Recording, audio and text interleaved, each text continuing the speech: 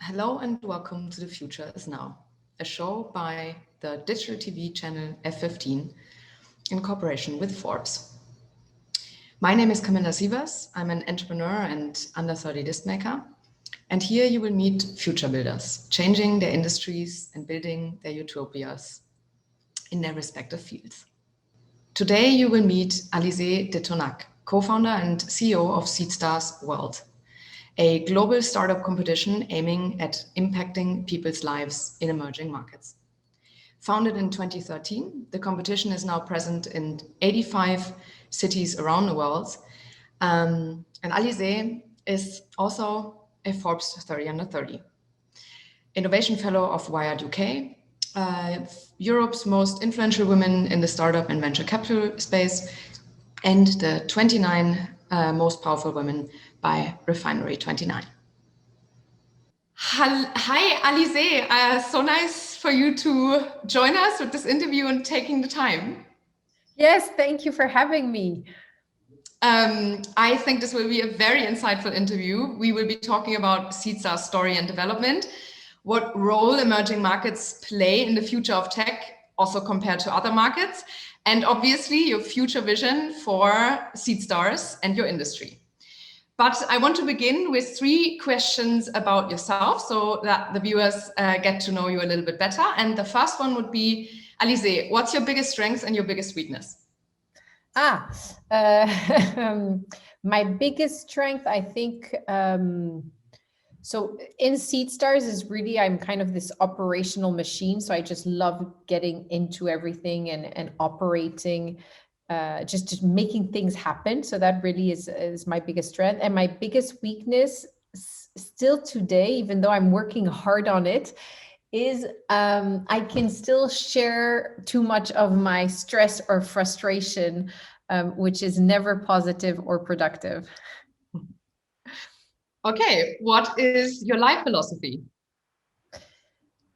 I'm trying to live by a philosophy which is just taking a step back at everything that happens to you, so you don't just have only the emotions take over it. So that's something I'm trying to. And at Seedstars, we really have a mantra, which is kiss, kill, keep it simple, keep it lean. But I think that's so very clear on how we operate, but also in a way of living, just like keep it simple, be chill, step back, everything's going to be all right.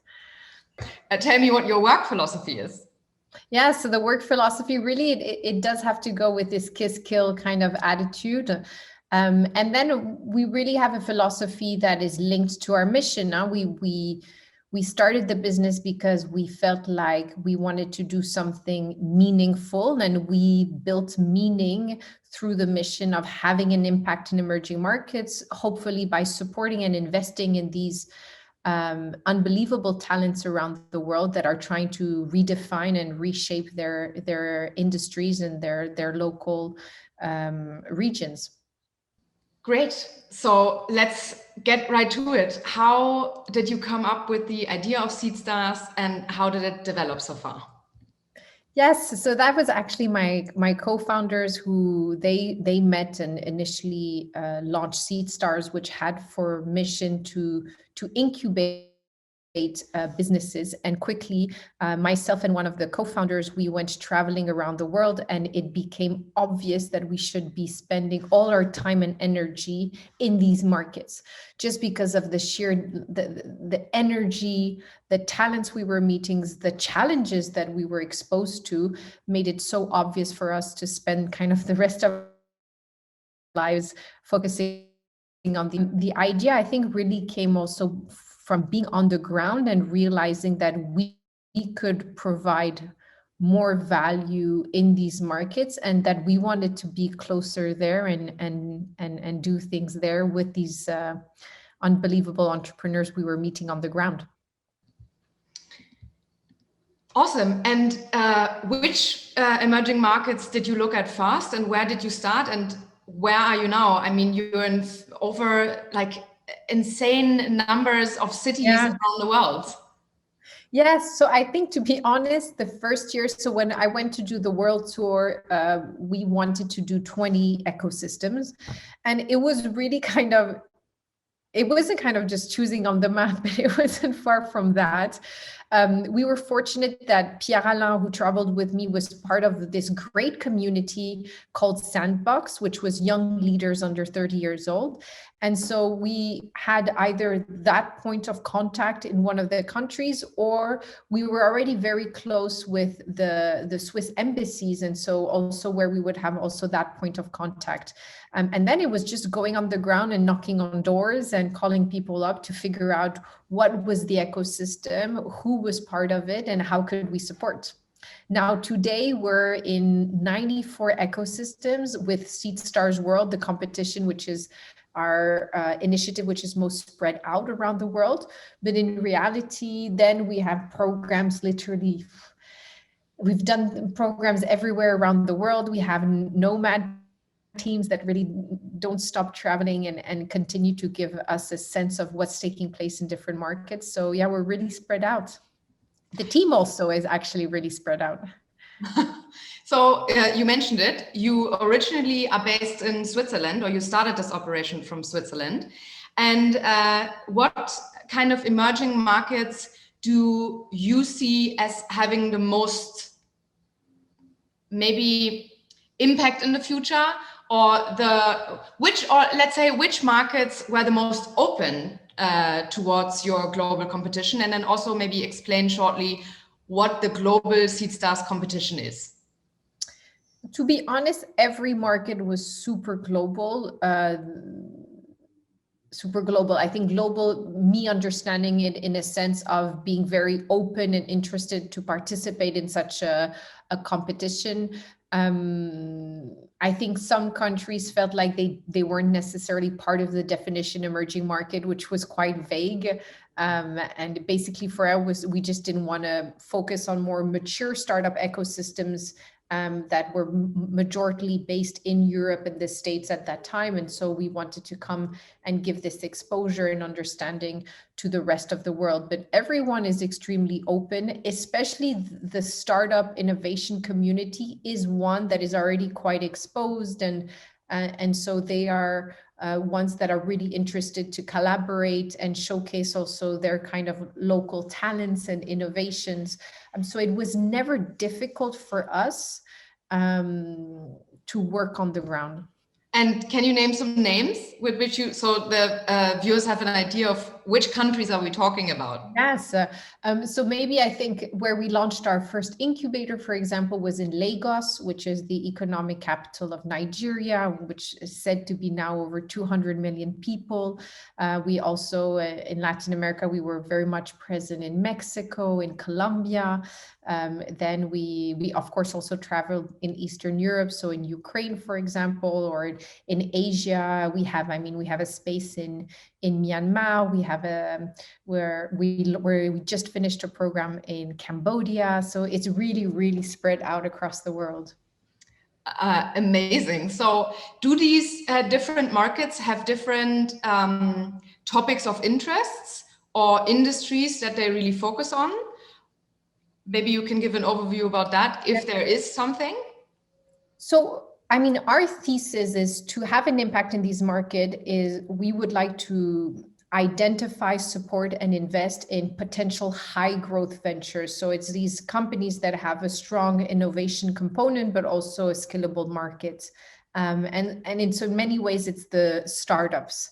And for that, we are more kind of ranking the ecosystems in terms of the maturity of the ecosystem to support and have these businesses thrive.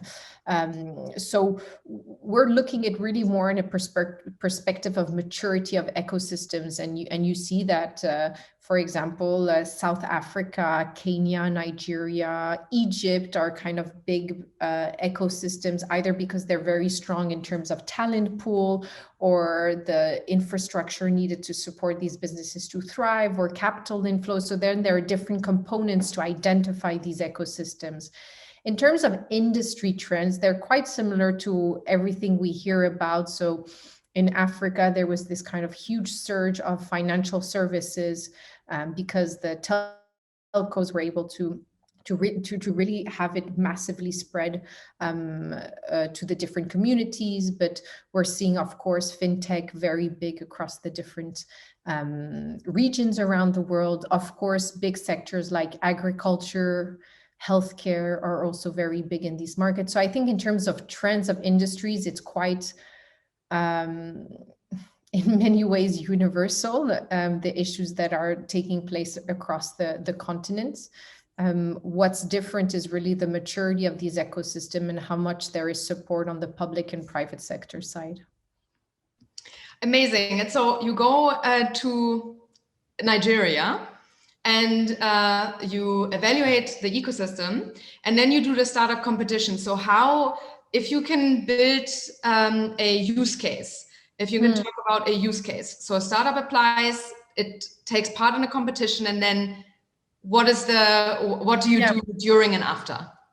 Yeah, I think so. We've been most famously known for the competition because that's just simply the one that makes the most noise. But I think Seedstars, if you had to, we have two main activities. On one side, we have the education, and on one side, we have the investment. On the education side is basically figuring out what are the most appropriate trainings, network, even platforms to provide visibility for these entrepreneurs that we need to put in place so that they can thrive. And the competition was clearly one of them, not only for us to source the right startups, but also to provide a platform where they could be visible and they could showcase another side to their regions. So the competition, it's not necessarily a step-by-step process of how we enter an ecosystem. It's more with our public-private partners figuring out what's most appropriate on the ground. So we can have a light touch, as in just having that country represented in the Seedstars World Competition, which startups apply, and from their application we have local winners, which are then sent to the regional finals that then receive investment from Seedstars and participation in our acceleration program, to really on the ground physical spaces, which we call Seedspaces, where we're there all year long with different programs to support these entrepreneurs. And then we really have our investment pillar, where we have different vehicles in which we invest in companies around the world. And now I think we have a portfolio of 70 companies, and we hope to double that this year with a much larger fund. Amazing. So tell us a little bit about why will emerging markets play such a huge role in the future of tech? What does these markets have that developed markets don't? I don't know if it's about comparing what one market has versus the other. It's more that emerging markets, especially if you include the BRIC, and then again, there's a whole conversation on the definition of how you rank countries, but emerging markets, including the BRIC, is nearly 90% of the population. So it's not even a question of what are they going to bring or not. It's they're kind of the center. I mean, it's the majority of the global population, and so not reflecting on how you can interact with that global community and understand what are their needs and how to best use technology to meet those needs and elevate citizens' life is kind of a very skewed view of the global context and who lives on this planet. Absolutely. And where do you see, keeping this in mind, where do you see chances and threats for these startups emerging from these markets? So the threats linked to the startup life are very similar to any startup, in the sense that it's a very difficult journey of just building your own enterprises. And I think if in one country you have infrastructure issues, in another you have legislation issues, which make it very difficult for you to receive external capital or to scale your business. So it differs really country to country. It's very difficult to give this kind of continent perspective of where it would be easier, but for sure, may it be in terms of when you look at Southeast Asia, for example, due to the huge investment by the Singaporean government to attract funds, but also to attract entrepreneurs with these great schemes to incorporate their business, and then this whole startup ecosystem that came in, we see a lot of concentration in the past years of startups and investors in that country specifically, which is now targeting a much larger region. We saw that similarly in Latin America or Africa. So you see these kind of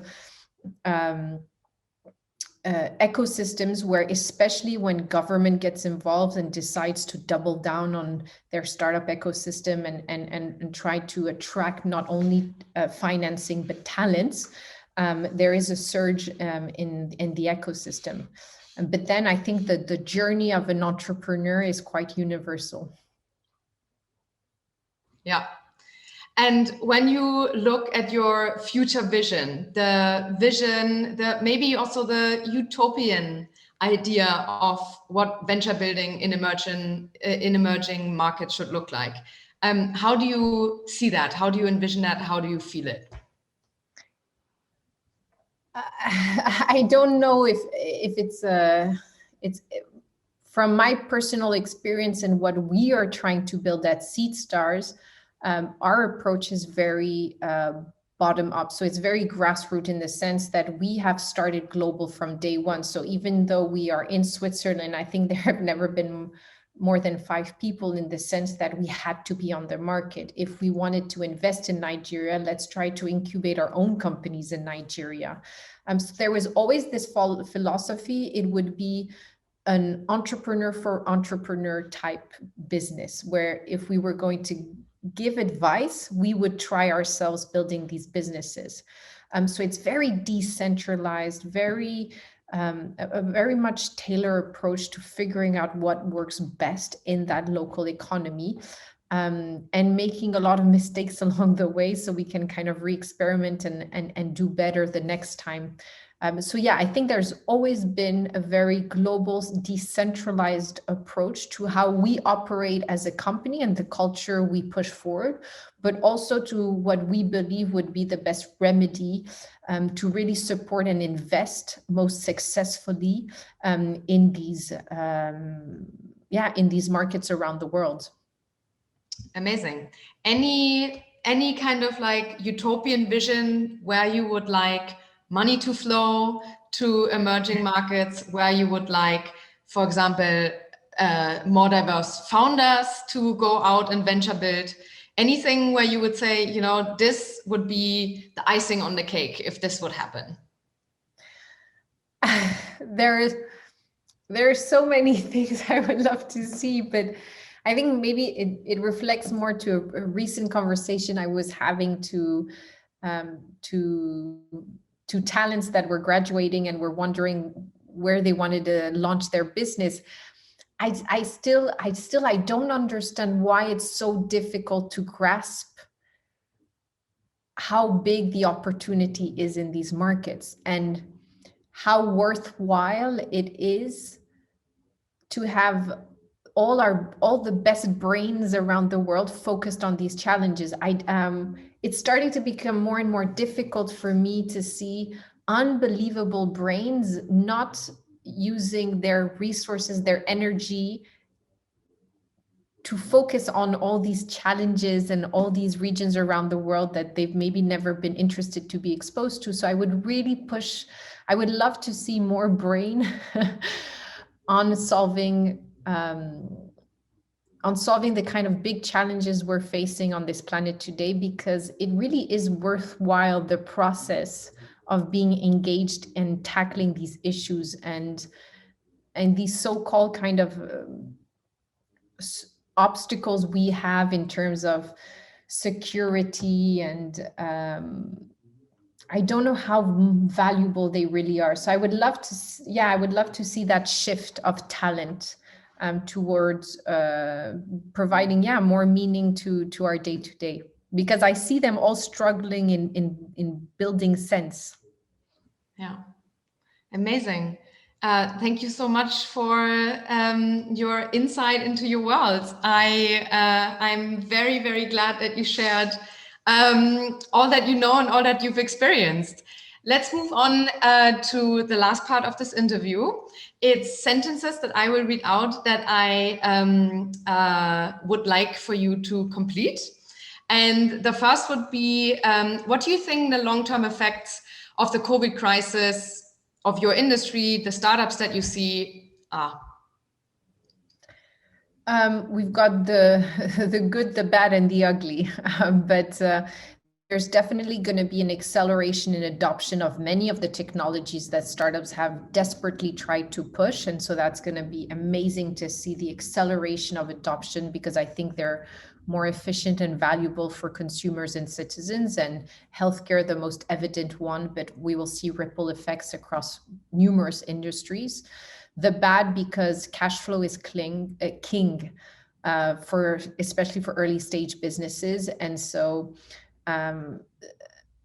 many will not survive, even though they had great technologies or process, like new processes or business innovation in general, that would be very valuable for us. And I hope the talents will get right back up for their next venture.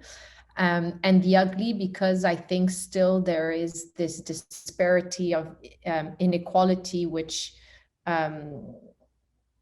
it's not going to be sufficient just for the private sector to reduce, and that's where we're going to need to see all stakeholders involved. And I don't know how bad the effects are going to be, but we're not out of it yet. Yeah. Did you have a philosophy as a child? No, I didn't have a philosophy as a child. I had the backbone of my life was my parents, which are two great people with huge integrity and values. And I think that they were my philosophy unconsciously for a long time. I envision a utopian future as curious minds doing good. And I envision a dystopian future as